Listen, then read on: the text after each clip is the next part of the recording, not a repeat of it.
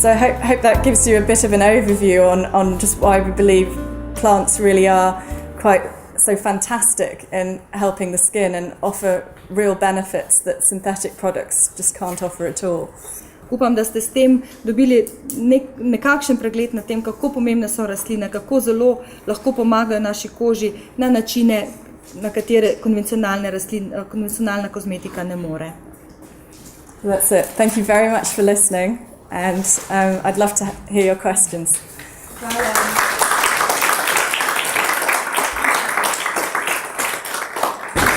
No, upam, da ste slišali precej koristnega, zdaj sem na vrsti vaše vprašanja. Lepo prosim, če malo mikrofon, moj se bo dal. Lahko vprašate v slovenščini, bomo prevedli, lahko vprašate tudi direktno v angleščini, pa bomo tudi sledili oziroma prevedli za druge, ki vprašanje ne razumejo. Čevate. Ali Soil Association tudi po izdaji certifikata za določen izdelek še naprej kontinuirano preverja, če posameznik kozmetični izdelek pač ustreza standardom? Yes, there are annual inspections of the labels of the formulae and of the use of organic ingredients, and random checks to make sure that the packaging is still being used appropriately. There are random checks. Yeah. Pred kratkim je bil izdelek, ki ima certifikat BDIH, uvrščen na seznam RAPEX, na seznam nevarnih proizvodov znotraj EU, zaradi neustrezne mikrobiološke kakovosti. Zanima me, kakšen interes ima Soil Association oziroma kako zagotavljajo ustrezno mikrobiološko kakovost izdelkov, ki podajo certifikat. So the Soil Association asks that all cosmetics products are produced according to current EU legislation. And part of that EU legislation is that the product is microbiologically safe for use by humans. So it's not actually the Soil Association that checks, it's the company's responsibility to check. But in asking that for compliance with EU legislation, the Soil Association is indirectly making sure that, indirectly covering itself, I suppose, that the product is safe. But it's actually the company's responsibility to do microbiological testing. Zanima me, če mogoče približno veste, koliko kozmetičnih znamk ima izdelke, ki imajo Soil Association certifikat? Good question. I believe there are around 50 brands. I think there are over 1,000 products. That's actually fewer than the French certification, EcoCert. I think a lot of international brands have found the EcoCert standards easier and so have certified them. In the UK and thus in the European Union, I believe. I'm not entirely sure. Okay. Skratka, približno 50 znamk in nekaj več kot 1000 izdelkov bi ocenila, vendar nisem povsem prepričana. To je vsekakor manj kot je število izdelkov, ki ima certifikat francoski, certifikat e-koncert, kajti mnogo podjetij meni, da je tisti certifikat nekoliko lažje pridobiti. Kakšno vprašanje? Jaz bi vprašala, jaz sem nekako zvedla oziroma bila soočena s tem, ali obstaja etični problem oziroma konflikt uporabe kokosovega olja v kozmetiki, glede na to, da je pač to hrana teh vzhodnih revnih držav, pa tudi nekaterih živalskih vrst, ki izbirajo. I can't comment on the species dying out. That would be sort of something I'm not aware of. All I know is that if an ingredient is produced under organic standards and it's certified organic, then it has to be a sustainable supply of coconut oil, so it wouldn't jeopardize any species, or I think you might mean palm oil rather than coconut oil. Actually, palm oil, we don't use any ingredients derived from palm oil. Yeah, and under certain, there's special provision under organic standards for palm oil. But in terms of the food supply, again, I'm not aware of any sort of the shortages. However, by trading in coconut oil, we are contributing to the standard of living and helping, communities in other countries to. I think that it was my mistake. It was a palm oil. Okay. Yeah, I'm sure. Ostali ste razumeli, vprašanje je bilo, koliko je težava s kokosom in kokosov olje ni problem. Ni surovina, ki bi povzročala uničenje vrst palm in ostalega, dejansko gre za določeno obliko produciranja palmovega olja. Ne vsa, zdaj gre za to, da tudi palmovi nasadov je veliko, ampak morajo biti certificirani, da so narejeni, tako kot imate recimo uporabo celuloze, vendar gozdovi morajo biti tretirani in obnovljivo negovani, ne pa podirati vse po vrsti, ker se je zahodnjak nekaj spomnilo. Would you agree that if you don't start spoiling your skin by using cosmetics once in your life, you don't need cosmetics at all? Because the body feeds its skin like any other organ from the inside out. If you're lucky, yeah, probably.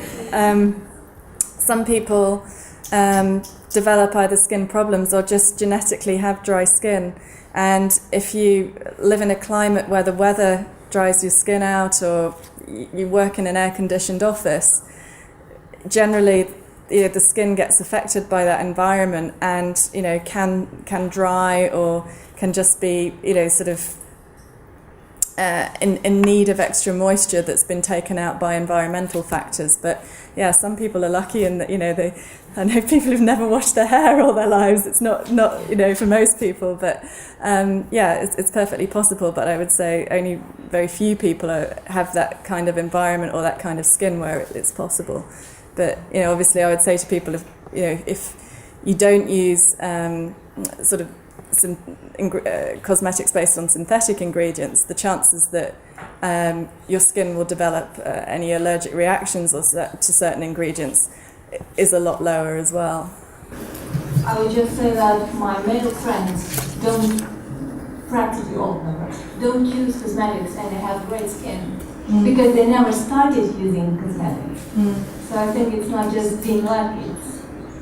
It's using, I think it's, I mean, spoil your skin by... I think you can spoil your skin with the wrong kind of cosmetics, and in fact if you overload your skin with too much moisture, then the skin has an overreaction and produces more sebum and more oil. But there are cosmetics that won't that induce that kind of behavior in your skin.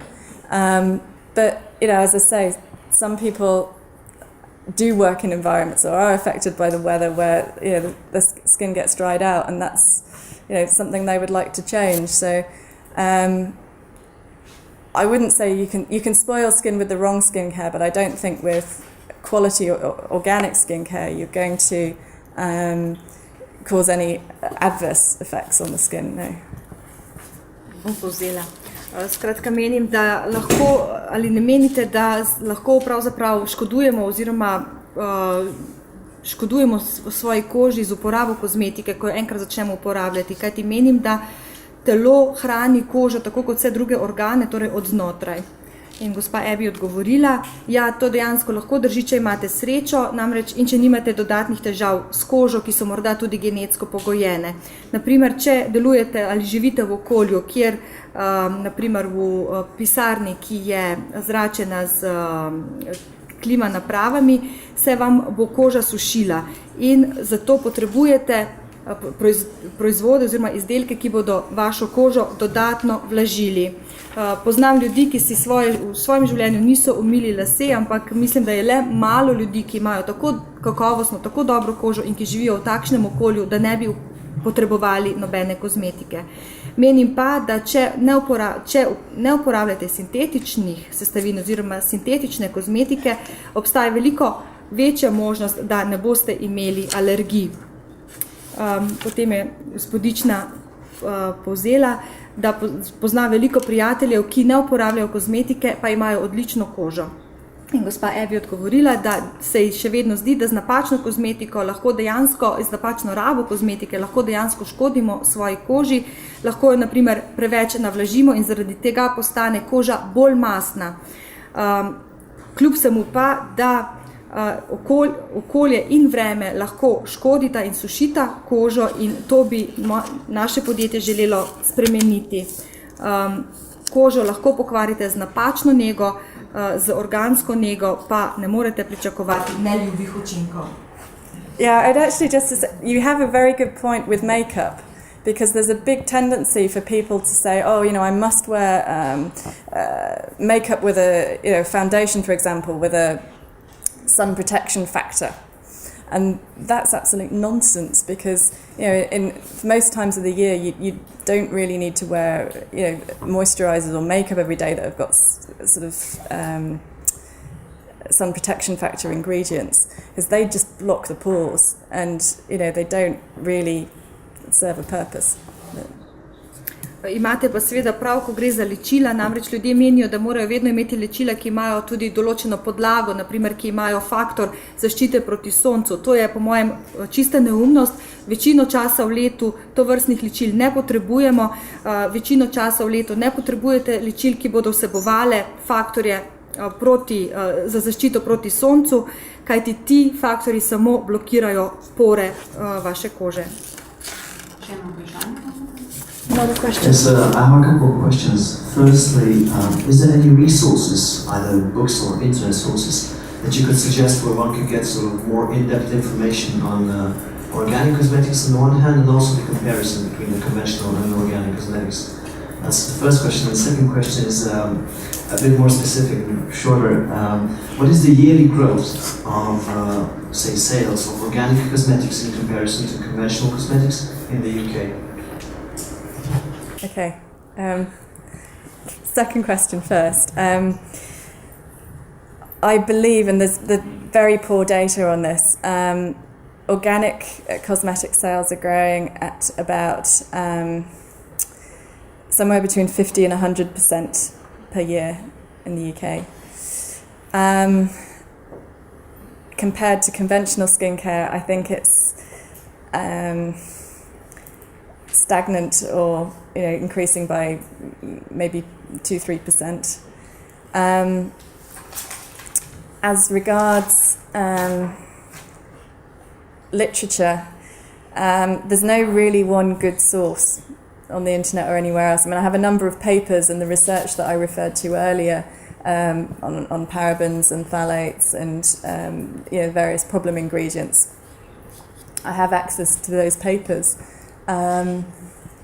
And there is probably the best source about organic skincare is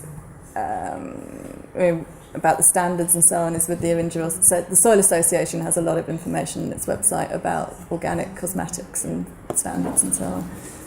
Yeah. Torej, vprašanje je bilo, ali lahko navedete nekaj virov, bodi si v knjižni ali internetni obliki, ki pišejo o organski kozmetiki in o razlikah med organsko in konvencionalno kozmetiko. In drugo vprašanje je bilo, ali lahko poveste, kakšna je rast letnega prometa oziroma letne prodaje organske kozmetike v primerjavi s konvencionalno kozmetiko v Združenem kraljestvu. Odgovor na drugo vprašanje, glede rasti prodaje je zelo malo podatkov. Mislim, da prodaja organske kozmetike v Združenem kraljestvu raste 50 do 100% letno, medtem ko konvencionalna nega prodaja teh izdelkov bolj ali manj ostaja na isti ravni ali raste 2 do 3% na leto. Ko gre za literaturo, ne morem omeniti oziroma navesti enega dobrega vira. Jaz uporabljam pri svojem delu več dokumentov in raziskav, ki sem jih že omenila, raziskave o parabenih in ftalatih. Mislim pa, da boste najboljši vir o konvencionalni oziroma o organski kozmetiki našli, če obiščete internetno stran Soil Association, kjer boste lahko veliko prebrali tudi o standardih. No, za tiste, ki bi radi v slovenščini začeli spoznavati to področje, mi se res trudimo, da na za zdravje.net, za zdravje vtipkajte kot eno besedo, pa boste prišli na naš spletni portal in dejansko imate rubriko Skupaj razkrivamo, tam so tudi opisi natančni, kako katere sestavine delujejo, tudi kakšni so rezultati različnih testov, pa tudi precej enega prevedenega gradiva je. Enaka težava zasledimo tudi mi, ker ko iščete posamezne podatke, recimo tudi odgovor na to Organic Monitor, ki spremlja te trende, povprečje med eno Slovenijo, ki je rast 100% in recimo eno Nemčijo, ki je 20%, je teoretično 60%, ampak to je nerelevanten podatek. Na evropskem nivoju so ti podatki med 15 do 20%, ko gre za naravno kozmetiko. Zdaj, ker je organska kozmetika tako nov segment, je seveda najhitreje rastoč, ker tako kot rastejo naši kriteriji, kaj si želimo, preusmerjamo svojo pozornost vse bolj kakovostnim izdelkom. Ampak mečkana nabor je tega in štartna osnova je mehna, zato se statistika tako dramatično dobra. That's absolutely right, because it's very frustrating actually that in the industry organic and natural cosmetics are mixed together as one data source, and of course, you know, as I've explained, there is a big difference between the two, and data on just the organic sector is very, very scarce. I mean, the numbers that I was... Since in the food and bev sector, it is very, very good information that's available in the UK. And cosmetics is, say, big business as well, so one would expect that you could get sort of certain information. It's still not big enough so that they could not fund the separate research. It'll get there. Okay. Še kakšno vprašanje? Ja, kot je z dekorativno kozmetiko, da obstaja kakšna organska dekorativna kozmetika? Is there organic decorative cosmetics? Okay, great question. There are, to my knowledge, only 2 certified organic makeup brands in the world. They're both Australian. There are some natural brands, but as I say, just 2 proper, fully certified organic brands. In France, there's a brand that has a few products certified, but not all.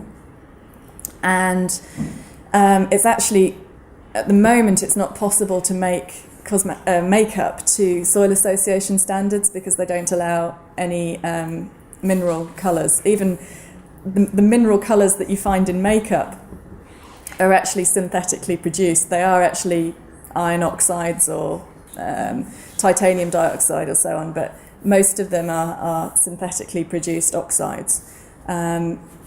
When the harmonised European standards eventually come into play, then it will be possible to make more, but we would love to do that. At the moment it's not possible under our organic standards.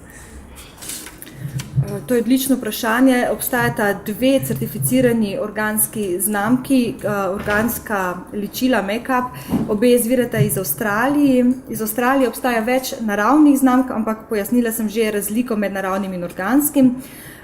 Vem tudi za znamko iz Francije, ki ima certificiranih nekaj izdelkov, vendar ne vseh.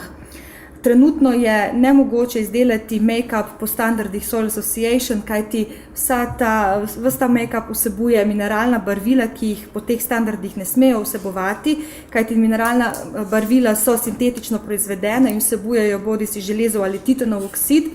Skratka, upamo, da ko bodo začeli veljati in ko bo prišlo do tega, da razvijamo harmonizirane evropske standarde, da bomo na tem področju lahko storili več, trenutno pa žal ni mogoče. Ja, jaz sem še eno vprašanje, sicer me zanima vaš odnos do testerjev. Videla sem, da jih imate, ampak dejansko lahko po enkratni uporabi, ki tester nudi, vemo, ali nam bo izdelek pasal ali ne. Moje mnenje je, da moramo dne časa izdelek uporabljati, da lahko to ugotovimo.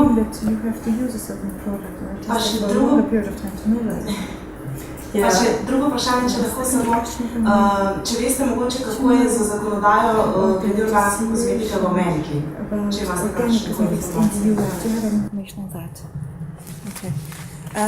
As regards the testing, we ask, it's usually, we have around about 30 people doing the tests. No, she's asking about testers, the samples. Oh, sorry, okay. if you wait for 24 hours, you can see whether your skin is compatible with the product if you apply it. But I think you don't see the sort of the full benefits of the product for quite a while. I mean, the skin's regeneration cycle is 28 days. So it takes some time for you to see the full benefits, and that's definitely the case with the shampoo as well, because you need to use the shampoo 2 or 3 times before you really sort of start to see a change in the quality of your scalp and condition of your hair. I've forgotten your other question, I'm sorry. The US. The US, yeah, okay. The US is a bit of a mess at the moment, in skincare as well as otherwise. There are standards in development largely based on, well, the NOP, which is the National Organic Programme, which is part of the US Department of Agriculture, or a link with them, has mirrored its standards on the Soil Association's cosmetic standards. But there are companies, I think L'Oreal and other companies, who have introduced their own organic standards called Oasis, which are really not particularly good standards. So there's a big mess really at the moment, and there are some companies that are actually suing other companies that claim to have organic certificate or claim to be organic and aren't, and it's a huge mess over there. They're actually really behind where Europe is at the moment. Skratka, po 24 urah potem, ko ste uporabili tester, lahko vidite, ali je vaša koža kompatibilna s tem izdelkom. Seveda pa ne vidite vseh koristi, ki jih ta izdelek prinaša. Regeneracijski cikel kože je 28 dni, isto velja tudi za šampon, morate ga uporabiti vsaj 2 do 3 preden lahko dejansko vidite, kako učinkuje na vaše lasišče ali kožo ali lase. Kar zadeva ZDA, tam je trenutno precejšen nared tudi na področju nege kože. Razvijajo se določeni standardi in NOP, kar je nacionalni organski program, ki sodi v okvir Ministrstva za kmetijstvo, je dejansko preslikal standarde, kozmetične standarde Soil Association. Hkrati pa so podjetja, kot je L'Oreal in še nekatera druga, ki so skupaj razvila standard Oasis, ki pa žal ni zelo dober. Tako da tam je veliko nereda in podjetja se tožijo, ena podjetja tožijo druga, ki trdijo, da so njihovi izdelki organski in to niso, tako da dejansko so še precej zadaj za Evropo. Če dovolite, treba nekaj dodavati, ker na trgu se zdaj pojavljajo nekatere ameriške kozmetične znamke. Največji problem je v tem, da njihov osnovni organic certifikat ni primerljiv z evropskim, z izjemo certifikata OTCO se piše, ki dejansko izhaja iz enakih standardov ISO oznake, kot jo ima Evropa. Ostali celo dovoljujejo ostanek pesticidov. Tako da ameriška organic bio eko proizvodnja že v štartu dovoljuje precejšnji odstotek pesticidov, tudi uporabo umetnih gnojil in še precej enih stvari, o katerih se tle v Evropi še sanja ne, komu da bi jih uporabijo, kar pomeni, da če nekdo uporablja takšne certificirane izdelke, pa tudi če jih uporabi 70%, recimo kot je pogoj za Soil Association, ne more dobiti enake kakovosti van. Tako da bodite pozorni pri teh novih oznakah. Mi dejansko v projektu, ko nam kaj takega pošljajo, želimo preveriti, po katerem kriteriju, to je dejansko ISO protokol, po katerem se certificira. Ker pravim, večina ameriških eko-organic standardov ni primerljiva z evropskimi.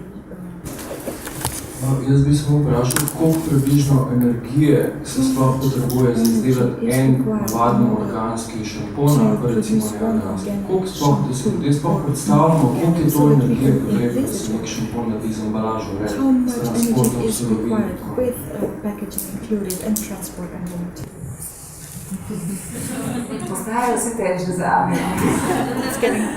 I'll need to do some research to answer that question for you. All I can say is that we make every effort to minimize our impact, whether that's using packaging that's 100% made in the European Union, or not using outer packaging wherever possible, the outer boxes, so we don't do that just for the sake of using an outer box. And just, sort of making sure that if we can buy an ingredient in Europe as opposed to in sort of the other side of the world, that we do that, we have to have a conscious. But I would love to do a carbon footprint assessment of our entire production line, but we are a relatively small company, so it demands quite a lot of resources. Jaz sem pred kratkim imela v pogledu en članek, ki je bil ravno na to temo pisan. V osnovi, če ti uporabiš samo izvleček ali maščobo ali zadevo, ki je šla mogoče samo skozi eno fazo, naprimer stiskanja ali ekstrakcije ali destiliranja, v primerjavi s tistim, kar mora uporabiti konvencionalna industrija, včasih gre za 10, 20, celo več postopkov, kako se določene sestavine razstavljajo in sestavljajo, da bi na koncu prišli do želenega efekta. Potem je še to, ker ti imaš zelo enostaven nabor sestavin, ki so naravne, o tem, kako se maščoba in recimo alkoholni izvleček mešata, ne rabiš hude klinične študije, da ugotoviš, da nisi naredil atomsko bombo, če pa zmešaš 3 nove molekule, ki ne vem, kaj počnejo, ko gledate na spotih, potem je treba biti zelo pogumen, pa to dati na trg, predno ugotoviš, kako se to bo skupaj v neki mešanici obnašalo. Tako da tle se ustvarjajo strašanske razlike v stroških, težko jih je v nekih kalorijah energije izraziti, ampak to so stroški človek, stroški vsega živega, kar mora suportirati en v osnovi nenormalen in nenaraven proces.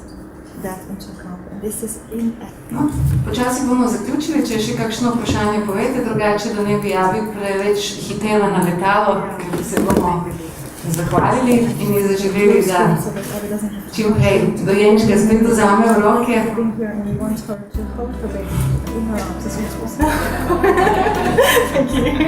Thank you very much.